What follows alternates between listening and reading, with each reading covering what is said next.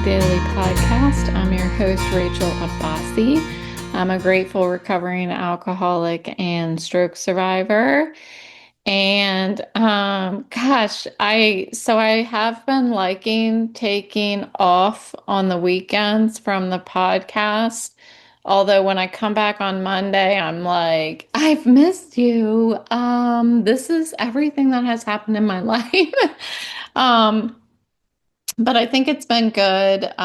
Sometimes I'll do one on Saturday if I have a topic that is, or Sunday, a topic that is like, I must share about this, or something I am in agony about, because the recovery, the whole point of it being daily was because I've got to put forth the effort every day, and I wanted to lead by example. But I also am trying to be cognizant of my just not putting too much pressure on myself. And I remember when I first decided I was going to do the podcast and I just started recording. I'm like every day because that's what I need.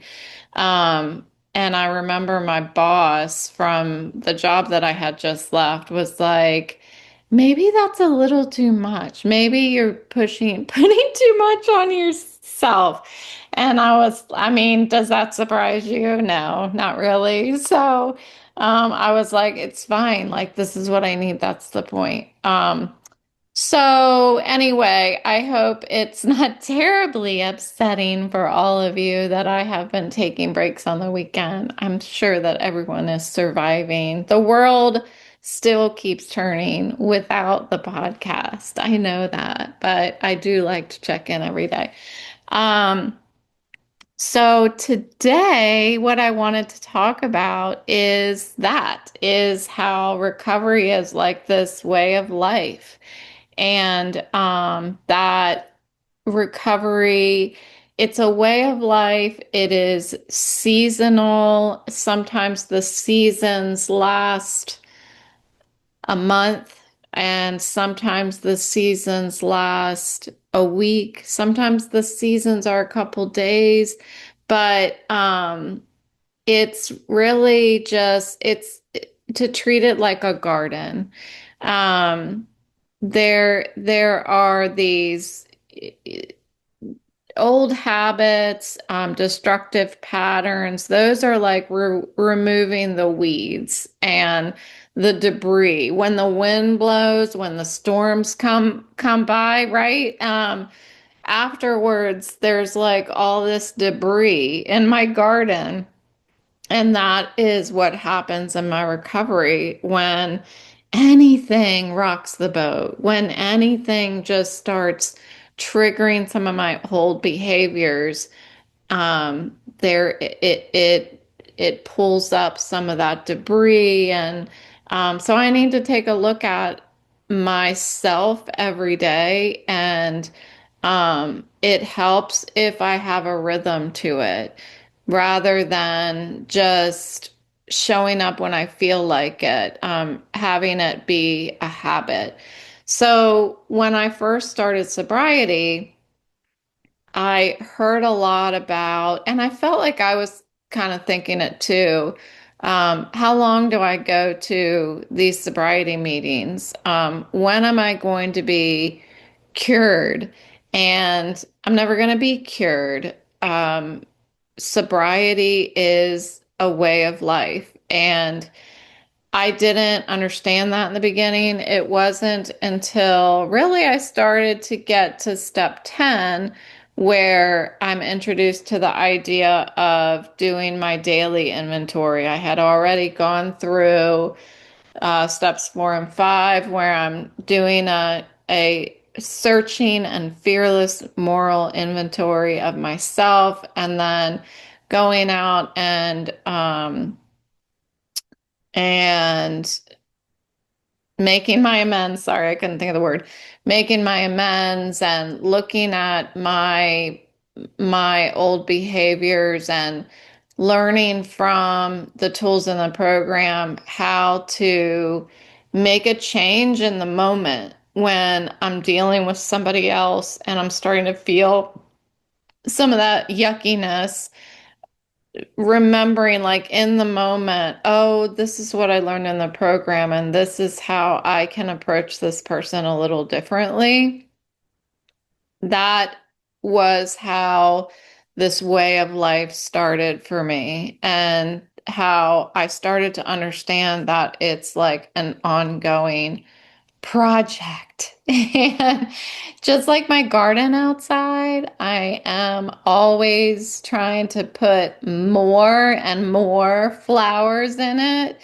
And sometimes they're growing all over each other. And I have to back up and be like, okay, Rachel, just freaking settle down and try to allow a natural growth to happen. When I try to force life, everything just gets out of control. And as much as I love how my garden all mixes and mingles with all the different flowers, um, there is a point where I need to just settle down and just be aware, be self-aware, get on the rhythm and try not to create a rhythm that is too much for me to handle. And that's one of my character defects. I do that a lot. And that's why I've started to try to take breaks on the weekend from the podcast, because I do try to create a rhythm that is freaking too much for a human being. But I, yeah. So I wanted to talk a little bit about how recovery now has mimicked that same pattern in stroke recovery, where I get to this point where it's all good, and I'm feeling all right, and I'm doing all the things that I should be doing. And then I start having some of those character defects come in, the ones that are telling me, you can do this on your own. You're an independent woman and you don't need any help. That sounds just like sobriety. And not stopping and taking care of myself, just like sobriety. So in early recovery, and this is across the board, stroke recovery and sobriety, in the beginning, it was very much like I was preparing the soil in the garden. Okay, so this is like spring when I'm early in sobriety, I'm early in stroke recovery, and I'm noticing, okay, what are my character defects that are going to cause problems here? And start trying to, by talking to doctors, by talking to my sponsor, by talking to a psychiatrist, whoever the professional is or the help is that applies to you. I'm talking through these behaviors and how do I need to set myself up for success? Whether that is, so I'm like picking the weeds and removing the rocks and the old debris, and whether that is starting to go to meetings, whether it's sobriety meetings, stroke recovery support groups. I need to introduce prayer or really dig into prayer. That's what happened in stroke recovery. I don't know, for those of you who listen who have had a stroke, or are dealing with a vestibular disorder, prayer is not something that has been easy to come by for me. It's like I constantly have this default of doubt that's questioning, you know, is it real? Am I just like talking to myself? Is prayer just talking to myself? Is there, what's the point? All of that stuff. And when um in sobriety, I know that it was helping me stay sober, is helping me stay sober, but I didn't need to dig in as deeply as I have now because my stroke and my disability, the symptoms that I deal with every day, um, have really had me questioning just grand topics of life, the universe, life and death, and how can I live with it? How can I live with this new perspective on things? So, the way that I've helped myself is to do this podcast, which does include a lot of like journaling and talk therapy for me. That's what this is for me, and routine. That's the rhythm I was talking about. And as have prepared that soil, and I've planted these seeds with the help of somebody else, I'm not keeping it to myself, then that is where the hope is planted. And that hope is really planted by somebody else. It really is. Um, I just get to see that it's possible, that the hope has been planted, and I get have the opportunity to start nurturing it in its fragile state. And I start learning how to protect that hope with consistency in all of these daily practices. So then, um, the season of summer for me would be the growth and blooming season. So these are where those that fragile hope starts taking root and create habits. And it's also creating connections, just like those roots are growing under the soil, so are my connections with other people in fellowships, whether it is again sobriety, vestibular recovery, or my stroke support group. And that connection, that fellowship gives me the confidence to really have that hope start blossoming, and without fear that a storm is just going to wipe it away. And that's really what I feel like was happening in the beginning of stroke recovery. I felt like that's when, during that time, for you longtime listeners, that's that time that I bought the stickers, and every day that I felt hope, I would put a sticker on my mirror. That was the time when the hope was starting to bloom, but was still so fragile that if anything happened, like my insurance company telling me that I'm going to be denied, then that just rips those blossoms right out of the ground. And I have to go back and fix the soil and start nurturing that hope again, because it's so freaking fragile in the beginning. And that's exactly what it felt like for me. Like these storms kept coming and just like ripping my heart out.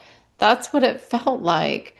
But the more that I kept going back to that consistent practice, going to support groups, um, giving that hope the sunlight and the energy that it needs in order to get bigger and stronger. So, doing all of these things regularly, the self-care, connecting with my community, and holding myself accountable.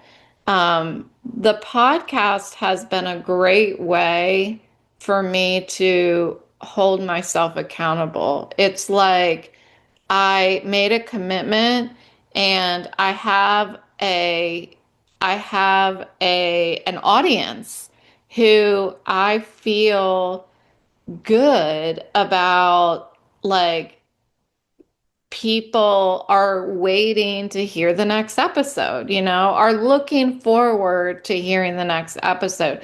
I don't want to give myself too much credit, but I am, it has been helpful to have that accountability that I'm not just, as opposed to me, um, getting on a device and just recording myself. When I'm uploading it and there's people watching it, that's where I have the accountability. And then autumn would be, I was waiting for Autumn to look at me, but she did not. Autumn or fall would be when the fruits are harvested. That's when I get to go back and reflect on what is working and what's not working. Do I have peace of mind? Are my relationships stronger? What can I do to make them even stronger? Am I being grateful? And really reflect on how far I've come. Celebrate big wins, celebrate small wins, and then share that abundance with others. And that's where I get to go to the support groups, and now there's newcomers at the stroke support group, and I get to share my experience. Just like in sobriety, there are newcomers, and I get to share my experience. And that's like the time of pruning. That's when I get to share what was so freely shared with me, give what was so freely given to me, and then also do that pruning, letting go of what no longer serves me. And this can be done on a daily basis with step 10, or it can be done seasonally, yearly with your sponsor, or monthly with your sponsor, however you want these seasons, however frequently you want these seasons to occur in your life. And then winter is rest and renewal. So recovery has quiet seasons too, and times of stillness and low energy. And that's what I'm trying to build into my weekends rather than every day being, this is what I expect of myself every day. And reminding myself that I am not failing when I'm not recording an episode. Can you imagine? Because that's what I feel like. I feel like, oh, you really should be doing this. But this is an expectation I've given to myself. And rest is necessary for restoration. So this time, when this winter is like a time of renewal and trusting the process and leaning on whatever faith or higher power or energy that is greater than you, when you're relying on it and reconnecting with it, reminding yourself of why you want to be connected to that energy and what is it doing for you. So this uh this seasonal nature of recovery. So I talked about it really from this standpoint of, like, always revisit what you're doing. Always revisit your intentions. And instead of it, because it can get automatic, so much to the point where if I get on my knees every night before bed and I just say my prayers and I'm just saying them without taking a moment to, use my imagination and to picture what it is that I'm praying about. That's what I do. Um, the way I do it is, I don't think I've shared this before. The way I do it is between each prayer, I take a deep breath. And that started with thanking God for not smoking. I take a deep breath because I want to always remember how good it feels to be able to breathe so deeply. Because I remember back when I was smoking, how I just couldn't get a deep enough breath. And so now between each thing, I take a deep breath because it reminds me of how wonderful it feels to be alive. And so this this also applies in like all the other things that I'm doing in my recovery. Um, I want to always remember why. Why am I doing it? And remember that the benefits and the positive impact that it's having on me. Remembering that um, as the seasons go by, these times of growth are deeper and ever evolving than they were the last season. So the roots get deeper, the roots get wider. And then on a daily basis, that's seasonal too, don't you think?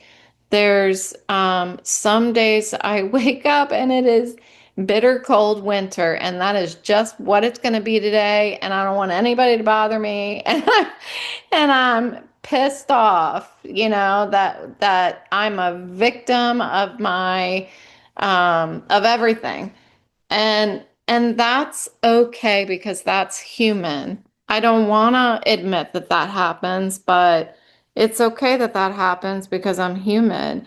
And what matters is that I continue to tend the garden, even in the winter time, push the snow off of all of the branches so that they don't break in the winter time, year after year.